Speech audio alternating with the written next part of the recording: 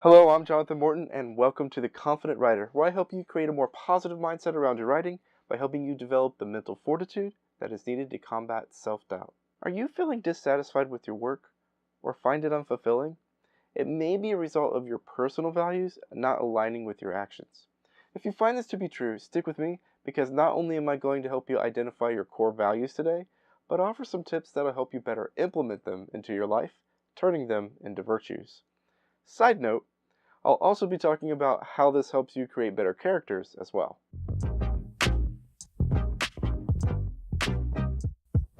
If I asked you to name your personal values or virtues, could you do it? If so, do you have a plan to get better at them? From my experience, most people have a vague idea of what they value, but have never put a lot of thought into defining those ideals or growing better at them. The same is probably true for the characters you write, except with one small difference.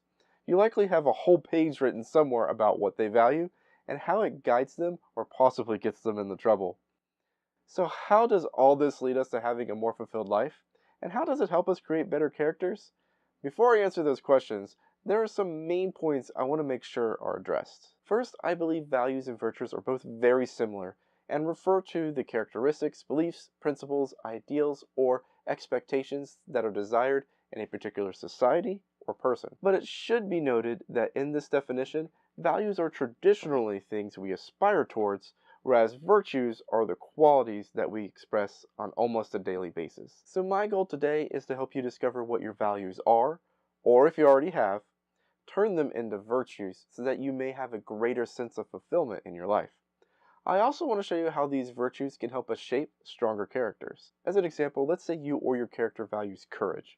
A person with this trait likely has no issues with defending themselves, defending what they believe, and standing up to the challenges before them.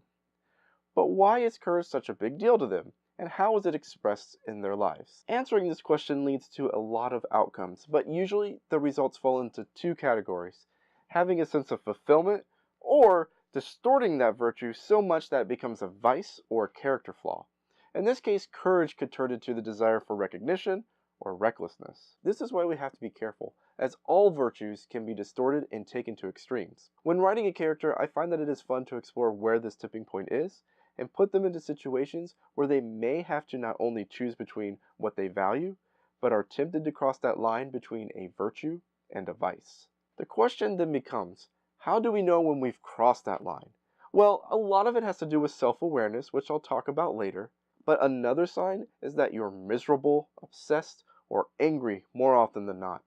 Emotions which will eventually lead to self-sabotaging and possibly burnout. Unfortunately, I'm speaking from experience here. I got burned out not long ago, and what led to this was ignoring these signs and not reevaluating my core values. So I know that if we don't work on our virtues and apply them appropriately in our lives, we can lose our sense of self. This is why Aristotle says that they are crucial to living a life well lived. In essence, virtues provide us with a map for improving ourselves by building both our morals and character. Building up our sense of self in this way tends to lead to happier and more fulfilled lives. Luckily for you, I've got 5 tips here that'll help you not only identify your values, but help you grow in them as well. Number 1. The personal values card sort. This one will take some time, but it's really fun to do. This stack of cards here has a list of 83 different personal values. If you can't find your values listed in here, I don't know if I can help you. I'll put a link in the description on where you can find them, but if you choose to use them, I find that it is a lot easier to cut them out and stack them up like this. I use them with clients and now use them for creating characters, so I put them into thicker paper and laminated them. But just know you don't have to do that, it just helps them last a little bit longer. The page does come with a set of instructions on how to use them, but the basic idea is that you will be separating them into 3 categories: not important to me, and very important to me. This part is the easiest to do. Next, take all the values in the important to me section and put them to the side. You're not going to be using them in this activity. Then take a look at the ones that are not important to you, and really look at if you are applying a lot of energy into those values. If so, figure out why and make a plan to redirect time and energy to the things that are very important to you. When it comes to writing, we can use the non-important values to help us show what is important to the character and create some tension or drama when they have to direct energy towards things that don't match up with what they value. It's really useful when it comes to crafting a great character moment. But back to how we use these. Unfortunately, now we're at the hardest part, especially if you have a lot of values in the important category, as the goal is to now narrow them down to the top 10 or 5 values.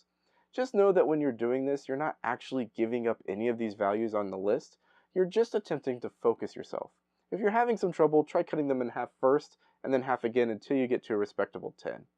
But once you've done this, you are now ready to go into step number 2. Learn about your values.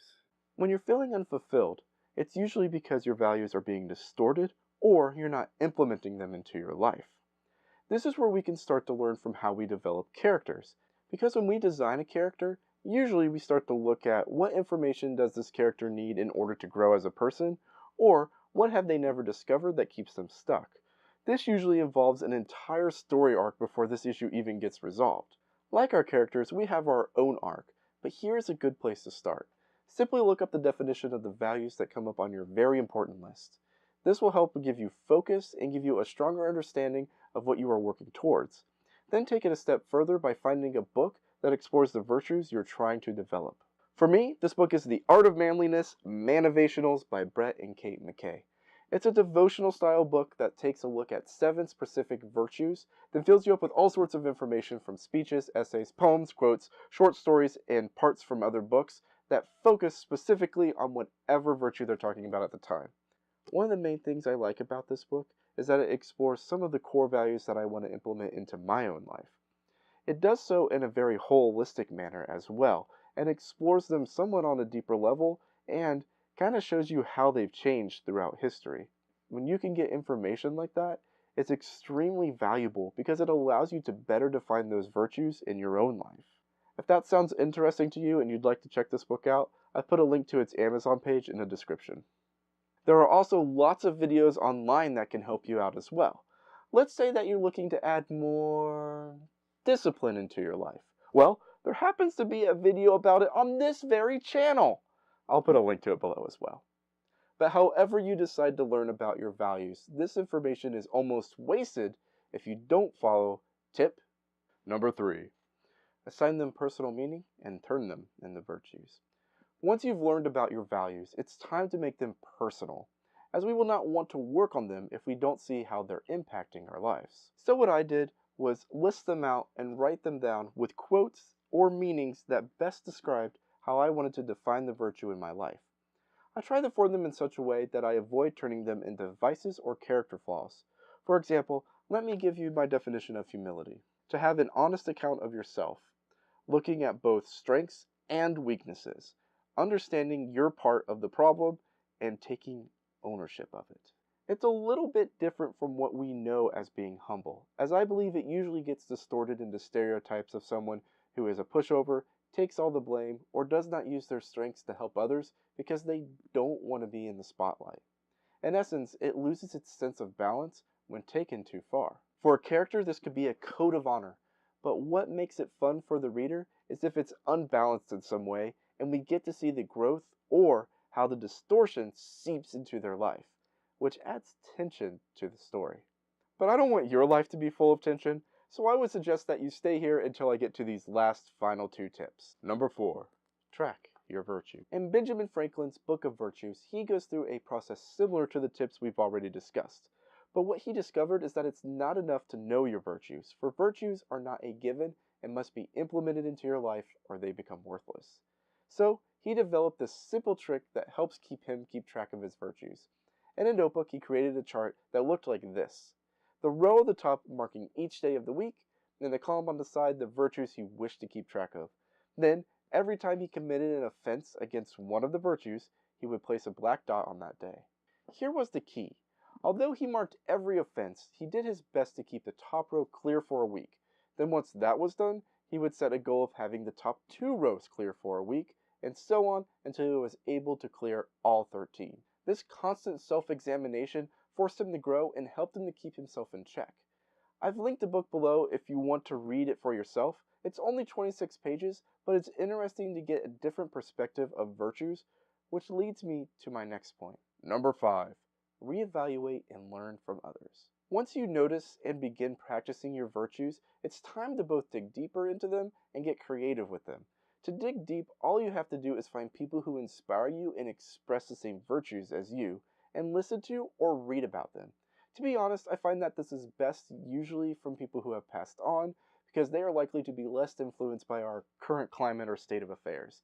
And even if it was influenced by their past climate, it still offers a different perspective. But that's something you're just going to have to figure out on your own. Also, as you learn more, your values may change. It's not uncommon for your top 5 to relatively stay the same most of your life, but that may change depending on your circumstances and who you allow to influence you. When it comes to designing a character, this brings up several questions that we can use to develop them as well. For example, who influences them the most? What happens when that person changes or their set of values change?